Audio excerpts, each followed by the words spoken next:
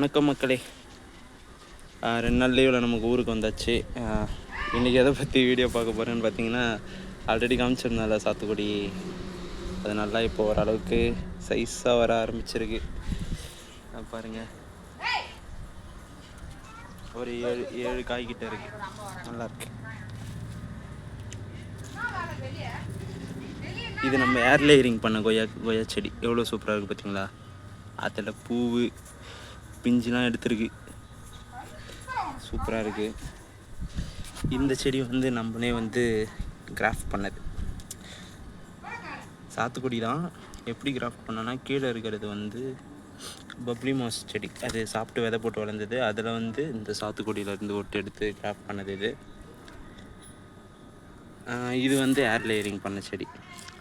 அந்த சின்ன ஆரஞ்சு செடியிலேருந்து ஏர் லேயரிங் பண்ணது. இதுலேயும் பிஞ்சு இருக்குது, பூ இருக்குது. அந்த பெரிய செடியை பார்ப்போங்க, அதோட மதர் பிளான்ட் பார்த்திங்களா எப்படி இருக்குது? எவ்வளோ காய்,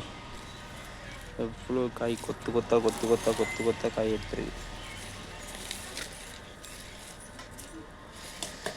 எல்லா கிளையிலையும் காய்.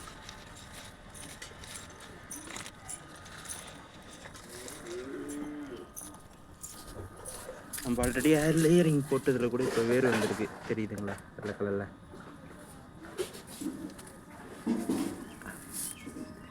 தெரியும்னு நினைக்கிறேன். இந்த எல்லோ கலர் சின்னதாக ஒயிட் கலரில். இப்போ இதோடு கட் பண்ணி தனியாக ஒரு செடி ரெடி பண்ணிக்கலாம். இதுலேயுமே அவ்வளோ காய் இந்த சின்ன கிளையில். அப்புறம் நம்மளோட சப்போட்டா தொட்டியில் தான் வச்சுருக்கோம், இருந்தாலுமே நல்லா பூ எடுத்துருக்கு. நிறைய பூ இருந்துச்சு, கொஞ்சம் கிள்ளி போட்டுட்டேன்.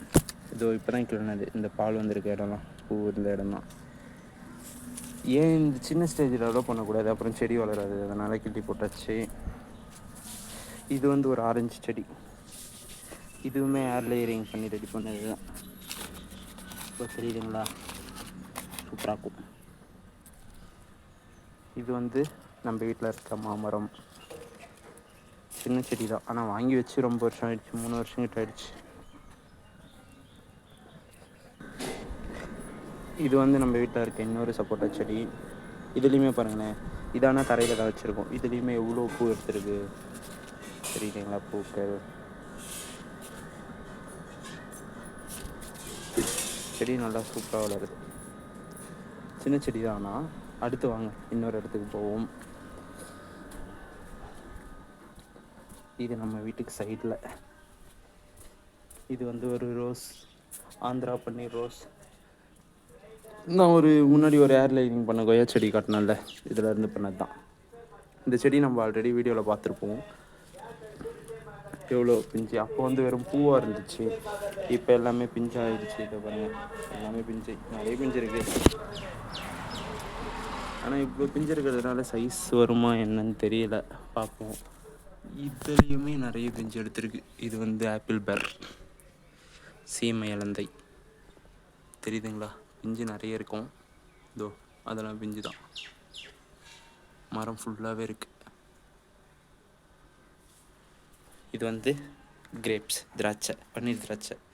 இப்போ தான் வச்சேன், கொஞ்ச நாளைக்கு முன்னாடி தான் வச்சது. இந்த டப்பாவில் தான் வச்சுருக்கோம். ஆனால் செம சீக்கிரமாக வளருது. கொடி அங்கே வரைக்கும் போயிடுச்சு. அது அப்படியே மாடிக்கு போயிட்டு அந்த இடத்துல பந்தல் போடலான்னு